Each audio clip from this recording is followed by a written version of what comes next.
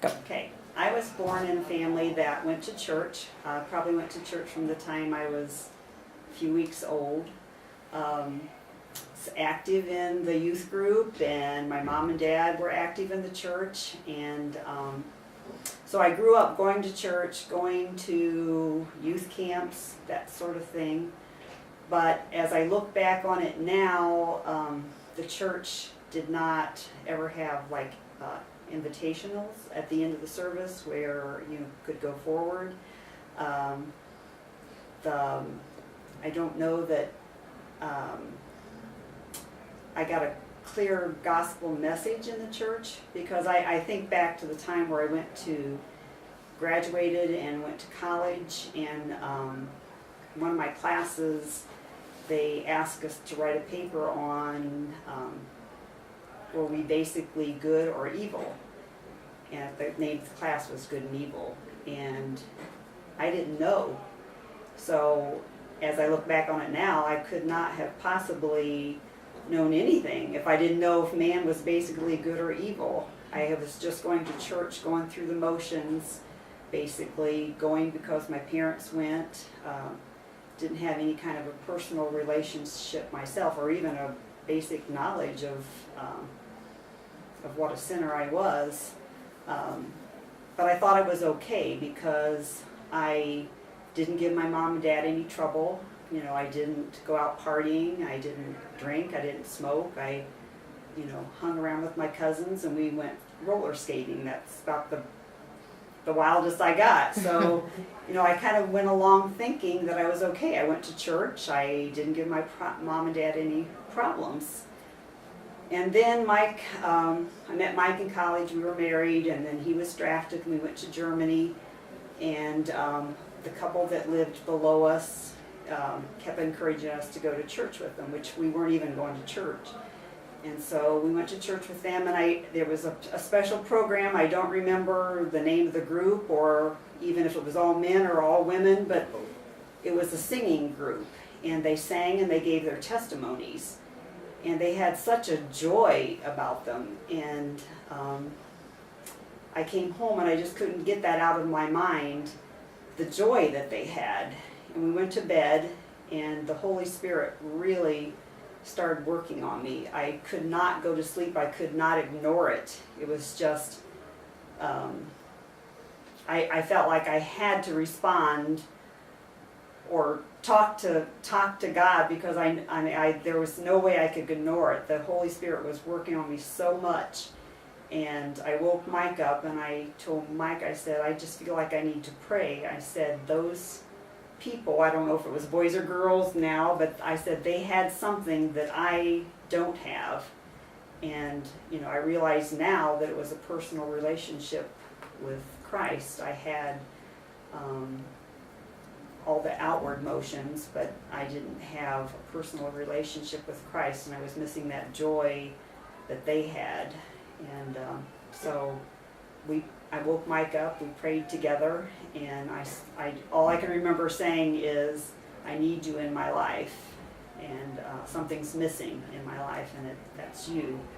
So we started going to church there with the couple below us, and we got home and we got involved in a good Bible-believing church, and then I feel like that's when I really started growing and hearing the truth. Well, I grew up in a family that we went to church off and on, and I went to a church that they sprinkled you to be baptized. My mom and I attended membership classes, and they never did talk about, admitting that you were a sinner, accepting Jesus Christ into your heart, having a personal relationship with Jesus.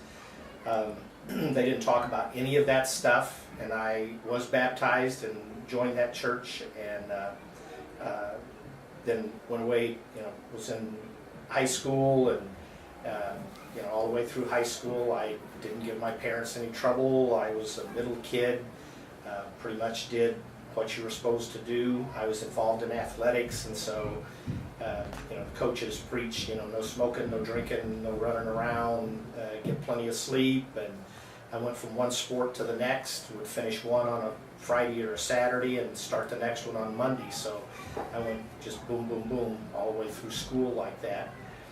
Went away to college, and for the first year, you know, I didn't drink or anything, but I just did a lot of stupid stuff.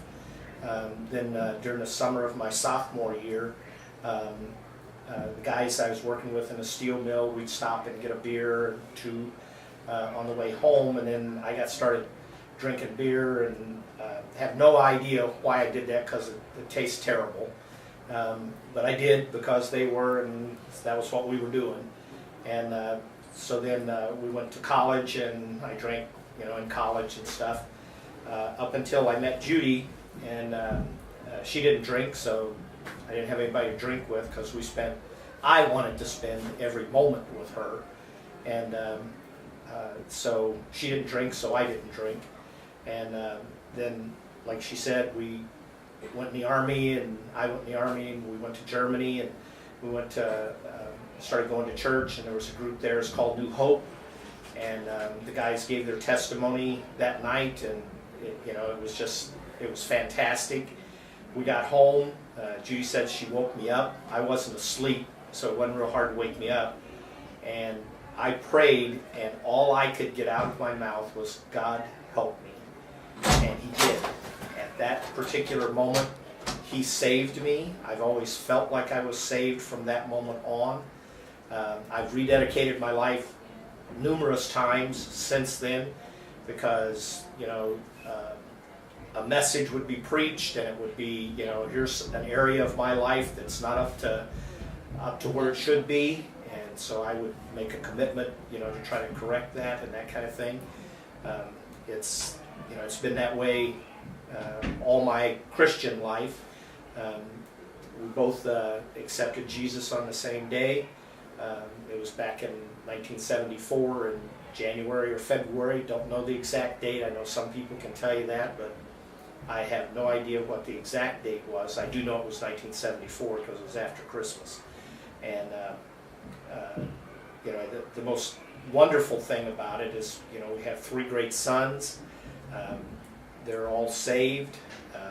We have done a lot of things together as a family. There have been church involvement. We've worked in a church. We've gone on mission trips together as a family. We've done all kinds of stuff like that. It's great. So.